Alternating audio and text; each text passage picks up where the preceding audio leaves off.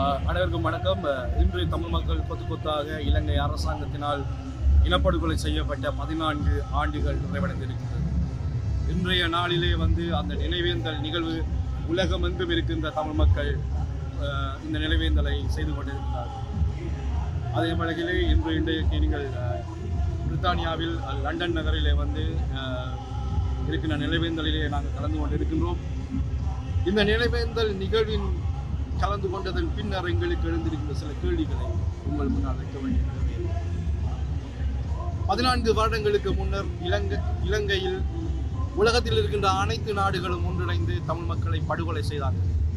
அதற்கான நீதியை தேடி தமிழ் மக்கள், உலகத்திலே இருக்கின்ற தமிழ் மக்கள் தாங்கள் நம்புகின்ற அனைத்து நீதி சபைகளிலும் தங்களுக்கான நியாயத்தை கோரி போராட்டத்தை, நெடும் பயணத்தை நடத்தி கொண்டுதான் இருக்கின்றார்கள். அந்த நீதி கிடைக்கப்பட்டு விட்டதா என்றதுதான் எங்களுக்கான கேள்வி. இன்று தமிழ் மக்கள் முன்வைத்திருக்கின்ற கோரிக்கைகளில் தேசிய கோரிக்கையை தவிர மற்ற அனைத்து கோரிக்கைகளும் இலகுவாக நிறைவேற்றப்படக்கூடிய கோரிக்கைகள் தான். இந்த கோரிக்கைகளை உலகத்திலே இருக்கின்ற நீதிமான்கள் யாருமே நிறைவேற்றி தரவில்லை. இந்த மனித உரிமைகள் அல்லது மானுட மேன்மை, இதை பற்றி கதைப்பவை அனைத்தும் இந்த அரசுகளை பொறுத்தவரை அது ஒரு தங்களது நலன்களை நிறைவேற்றுவதற்கான ஒரு ஆயுதங்களை வெளியே பாதிக்கப்பட்ட மக்களின் பாலான நீதியை வென்றெடுப்பதற்கான செயற்பாடுகள் அல்ல. நீங்கள் இன்று பார்த்தீர்கள் என்று சொன்னால், இந்த 2009 போர் நடைபெற்றிருந்த காலத்திலே இந்த இடத்திலே அதற்கு பிறகு நடைபெற்ற ஒவ்வொரு நிகழ்வுகளிலும் ஆயிரக்கணக்கான மக்கள் கலந்து கொண்டார்கள். அந்த எண்ணிக்கை நாள்பட குறைவடைந்து இன்று ஏறத்தாழ 600 பேர் மாத்திரமே கலந்து கொண்டிருக்கின்றார்கள். இது ஏன் நடைபெற்றது? இன்று இந்த தமிழ் மக்களது கோரிக்கைகளை வென்றெடுக்கக்கூடிய அபிலாஷைகள் அனைத்து மக்களிடமே இருக்கின்றன. ஆனால் மக்கள் ஏன் இந்த மாதிரியான அரசியல் நிகழ்வுகளுக்கு வரவில்லை? இவர்களை டிமோரலைஸ் பண்ணியது யார் என்றதுக்கான கேள்வி. இன்றைக்கு நீங்கள் பார்த்தீங்கன்னு சொன்னால், தலைவர் அவர்களது இறுதி மாவீரத்தின உரையிலே அவர்கள் சொல்லியிருந்தார் என்னென்னு சொன்னால், எமது போராட்டத்தை புலம்பெயர் இளையோரிடம் கையளிக்கின்றேன், அவர்கள் எனக்கு பிறகு இதை கொண்டு போவார்கள் என்று. இன்று அந்த இளையோர்களின் பங்களிப்பு என்பது மிகவும் குறைவாக இருக்கின்றது. அதற்கு என்ன காரணம், என்ன மாதிரியான மாற்றங்களை நாங்கள் செய்ய வேண்டும் என்பது தொடர்பான ஒரு உரையாடலை நடத்துவதற்கு இங்கு இருக்கின்ற இளைய செயற்பாட்டாளர் சாரங்கன் இருக்கின்றார். வணக்கம் சாரங்கன். வணக்கம். இன்றைக்கு பார்த்தீங்கன்னு சொன்னால், அதாவது உங்களோட ஜெனரேஷன் சேர்ந்த இங்கு பிறந்த மக்கள் இளையோர்களின் பங்களிப்பு குறைவாக, இதற்கு என்ன காரணம்? The lack of participation from the youth needs to be looked back from 2009, since the defeat of the LTTE in 2009 after the Mundi Baikal massacre. It has been 14 years since, and there has been no change. The youth has been misled to look at the direction of the UN and the UK government and its institution and ask them for accountability and reconciliation. But this has failed, and has consistently failed for the past 14 years, and nothing has since happened.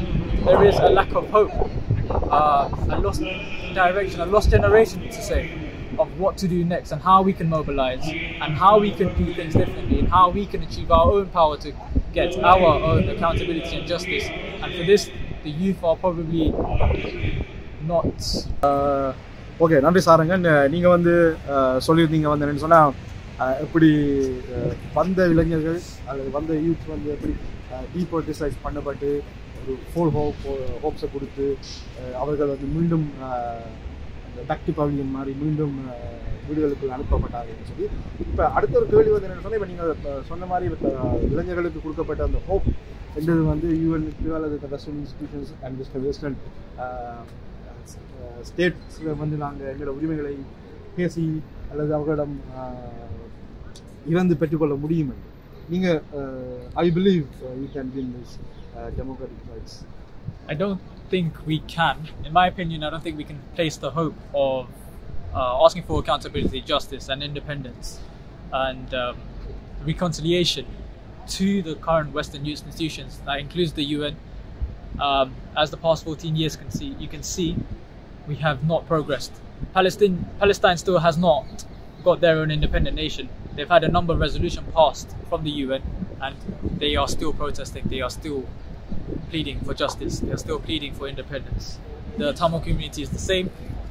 We have pleaded and asked and begged for accountability and justice. But how can we expect the current institution that has supplied arms and weapons to the Sri Lankan government in order to aid to defeat the Tigers at that time? Okay, நன்றி சாருங்கன். இப்போ நீங்கள் எங்களுக்கு இப்போ இன்றைக்கு நடந்திருக்கின்ற இந்த நிகழ்வு பற்றி உங்களோட பார்வை என்ன?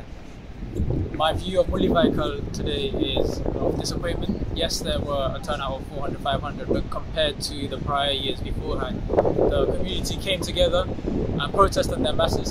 This day also is consistently turning into a remembrance day rather than a political day. We need to understand that over 100,000 lives are lost, and yes, we need to remember them, but what actions can we place on those lives that we lost? How can we remember them? Why are we not why are we not politicizing our community? The consciousness of our community is laid on false hope, false direction. This day needs to become a political day where we can demand for justice and demand the community to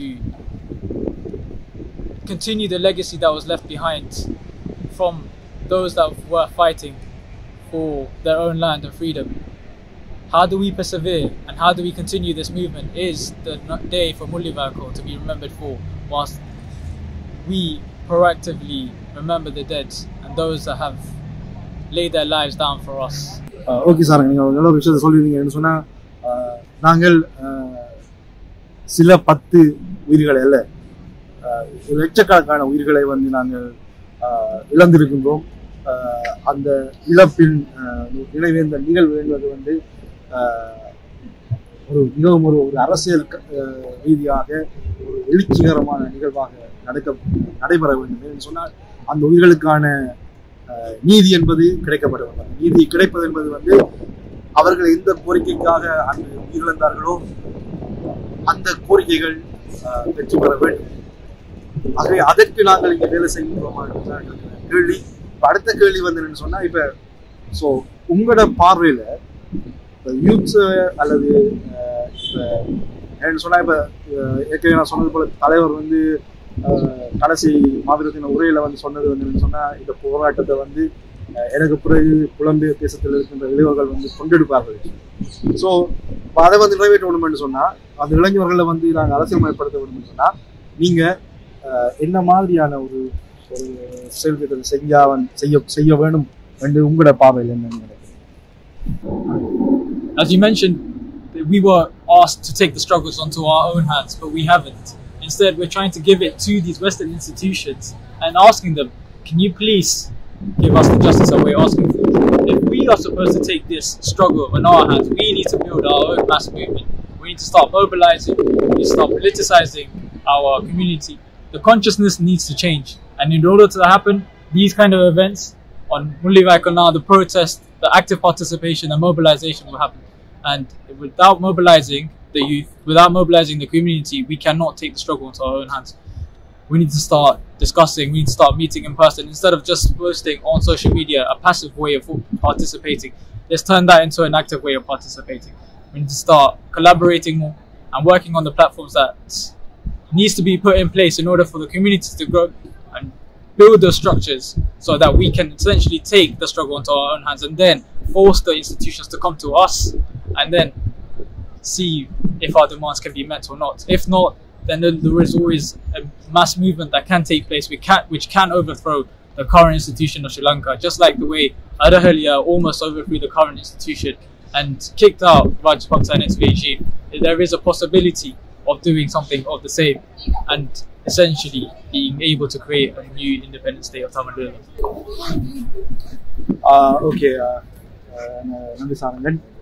நீங்கள் சொன்னது போல நீங்கள் சொன்னால், நாங்கள் எங்களோட உரிமைகளை வென்றெடுக்க வேண்டும் சொன்னால், அதை வென்றெடுப்பதற்கு ஒரு அமைப்பை வந்து தேவை வந்து இருக்குது.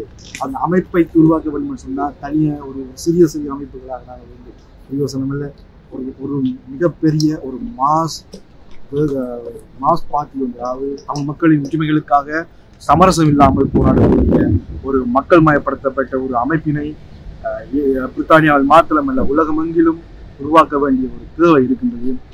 இந்த இந்த அமைப்பை உருவாக்குவதற்கு இங்கு இருக்கின்ற இளையோர்களின் ஒரு ஆக்டிவ் பார்ட்டிசிபேஷன் வந்து எங்களுக்கு தேவைப்படுது. இதை நோக்கி நகர வேண்டி இருக்கின்றது. தமிழ் சோலிடாரிட்டி வந்து அதுக்குரிய சிறு முயற்சியை நாங்கள் செய்து கொண்டிருக்கின்றோம்.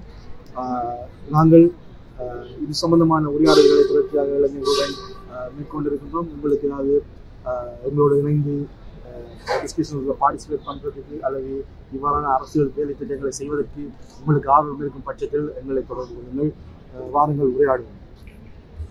இறந்தவர்களை நினைப்போம், இருப்போருக்காய் போராடுவோம்.